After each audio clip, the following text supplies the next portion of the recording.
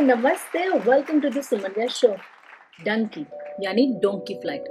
क्या है ये डोंकी फ्लाइट? भाई सभी भाई है ना, राम राम भाई। भाई हम अमेरिका डोंकी खातर आए थे भाई, 4 जने बचे भाई हम। We've got new information on thousands of migrants, most of them from Haiti, who camped out near a U.S. border crossing in South Texas last month. Many of them have made it through some of the most dangerous wilderness on this planet. बहुत सारे लोग हैं जो donkey American है, विदेश में जाने की इच्छा रखते हैं। 2 नंबर में जाएगा, कोई फायदा नहीं है। किसी दूसरे देश में अवैध तरीके से प्रवेश करने की प्रक्रिया को कहा जाता है डोंकी फ्लाइट, यानी कि entering a foreign country using illegal methods.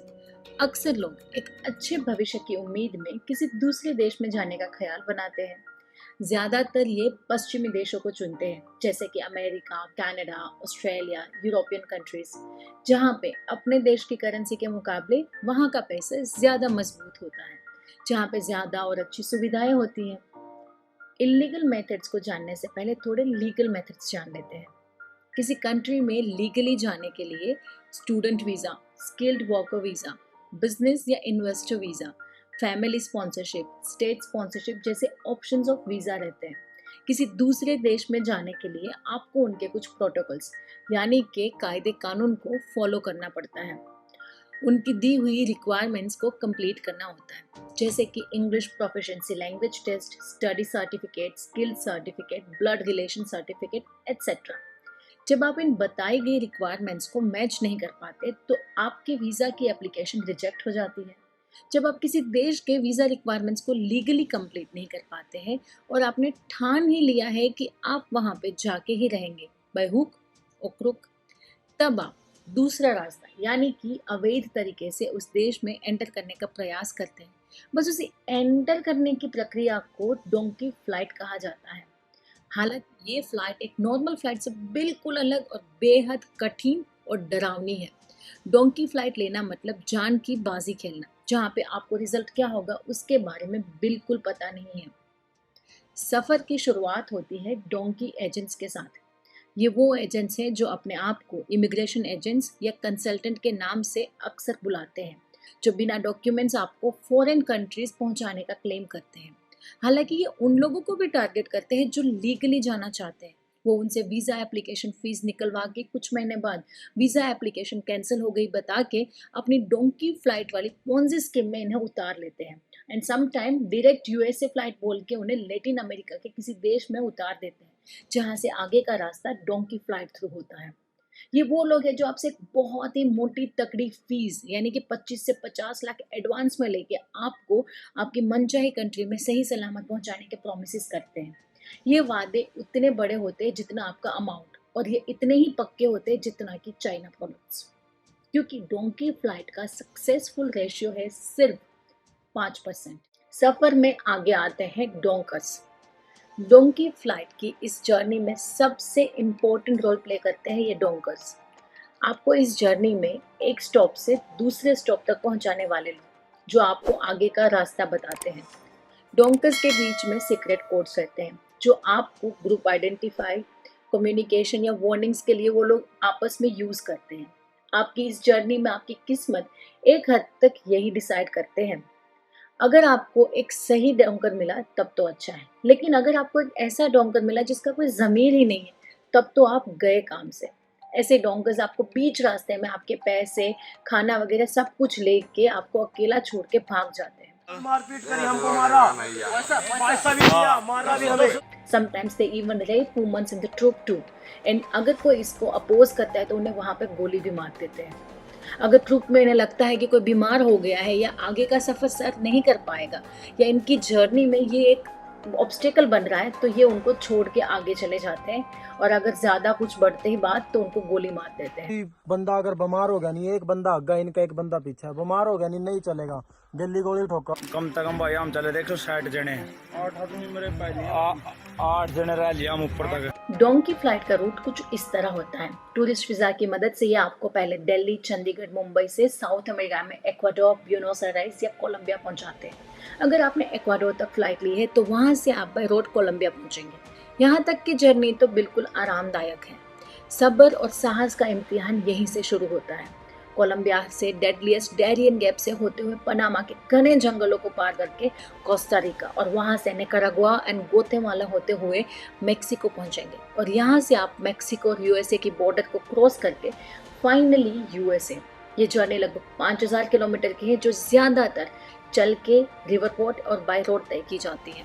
एक बैकपैक जिसमें आपके 2 जोड़ी कपड़े, कुछ खाने पीने का और जरूरत का सामान। ये सफर पे चलना मतलब कि सर पे कफन बांध के निकलना, क्योंकि अपने घर वालों से आप अगली बार कब बात करेंगे ये किसी को नहीं पता। भाई ऐसा है, देख पता कि माँ बाप का कल्ले कल्ले बालक हो भाई, 35-40 लाख रुपए दे रखे हमारे माँ बाप ने, अब न 2 महीने हो गए हमारे माँ बाप तक बात भी नहीं करी।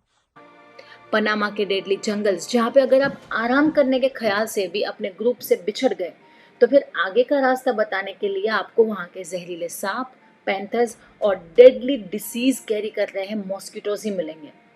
खाने और सोने की सुविधाओं के बारे में तो भूल ही जाइए। अगर खाने लायक जो कुछ भी मिले उसे आंख बंद करके बस खा लीजिए जिंदा रहने के लिए।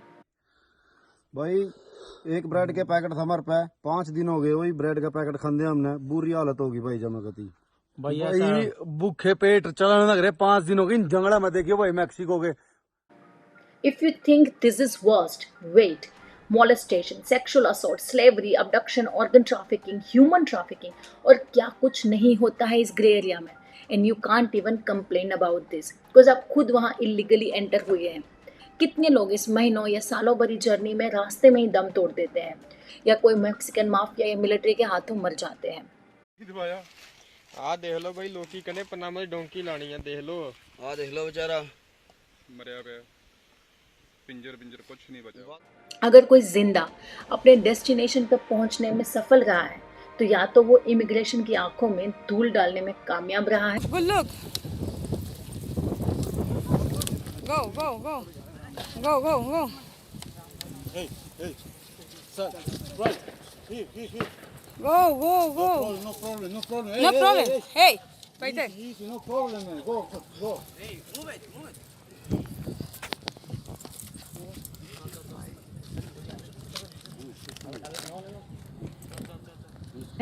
या फिर इमिग्रेशन सिक्योरिटी ने आपके इरादों को जेल में चकनाचूर कर दिया है और आपके सर पे एक मोटा तगड़ा फाइन भी आ चुका है। समटाइम्स आप पेट्रोलिंग पुलिस के हाथों भी लग जाते हैं and then detention centre becomes your home. कई बार डिटेंशन सेंटर तक पहुंचना भी एक डोंकी फ्लाइट का हिस्सा होता है, जहां पे आपको असाइलम एप्लीकेशन फिल करवा के वहां की कोर्ट में लॉयर थ्रू ये साबित करवाते हैं कि आप अपनी कंट्री में सेफ एंड सिक्योर नहीं है और इसीलिए आपको इस देश में शरणार्थी बन के रहना है। Sometimes court hearing takes years and then अगर फैसला आपके हक में नहीं आया तो डिटेंशन सेंटर से ही आप अपने देश डिपोर्ट किए जाते हैं। इनकेस आप किसी कंट्री में सक्सेसफुली डोंकी फ्लाइट के थ्रू इलीगल एंटर कर भी जाते हैं तो उसके बाद भी आप पे हमेशा के लिए अपनी पहचान छुपाने की तलवार लटकती रहेगी। अगर आप सोचते हैं कि वहां पहुंचने पर आप किसी बॉलीवुड हीरो की तरह खुलेआम घूमेंगे, नाचेंगे, सूट बूट में किसी अच्छी जगह पे काम करके अपने देश, अपने घर पे ढेर सारा पैसा भेज के एक अच्छी जिंदगी सबको दे पाएंगे तो ये आपकी सबसे बड़ी गलतफहमी होगी। आप अपने आप को ही एक अच्छी जिंदगी वहां पे दे पाए वही बहुत बड़ी बात होगी। आप लीगली ऑन टैक्स काम नहीं कर पाएंगे क्योंकि आपके पास कोई लीगल पेपर ही नहीं है। बस उसी का फायदा कुछ बिजनेस ओनर्स उठा लेते हैं जो आपको कम सैलरी और डबल गालियों के साथ या फिर कभी कभार सिर्फ गालियों के साथ काम पे रखते हैं और आप इसकी शिकायत किसी को कर भी नहीं सकते क्योंकि आप लीगल सिटीजन नहीं है वहाँ। जिस दिन आपके बारे में इमिग्रेशन को पता चलता है कि आपने कुछ भी इलीगल किया है उस देश में आने के लिए तो बस आपको एक हेवी फाइन के साथ जेल और फिर अपने देश डिपोर्ट किया जाता है, चाहे आप वहाँ के रेसिडेंट भी क्यों ना बन गए हो, कुछ भी फ्रॉड पेपर्स या जुगाड़ लगा के। इन द एंड ऐसे कोई डिसीजन लेने से पहले 2 बार आराम से जरूर सोचेगा कि क्या आपके एफर्ट्स, इतनी स्ट्रगल एंड मोर इम्पोर्टेंटली आपके और आपके परिवार के हार्ड एंड मनी इस चीज के लिए वर्थ है क्या। Don't ignore the facts and reality. Reaching another country illegally via any way is not going to work for sure. मैं बस आपसे यही कहूंगी कि अगर आपके पास 15-20 लाख भी है तो आप उसे डंकी एजेंट्स को देके एक बेटर फ्यूचर वाले पोंजी स्कीम में ना पड़े, बल्कि उन पैसों से आप वहीं रह के बहुत कुछ कर सकते हैं। एंड मोर इम्पोर्टेंटली आप अपने घर वालों के साथ रह के, जिंदा रह के 2 वक्त की रोटी सुकून से खा पाएंगे। Think about it. और अगर आपको मेरा ये वीडियो अच्छा और इंफॉर्मेटिव लगा है तो please do like it and comment box में अपने थॉट्स जरूर बताइए। Do share the video, might be helpful to someone who's thinking to take the decision, you know. And ऐसे ही अपना ढेर सारा प्यार मुझे देते रहिए and don't forget to subscribe the channel for more such informative videos and more. Take care, stay safe, जय हिंद।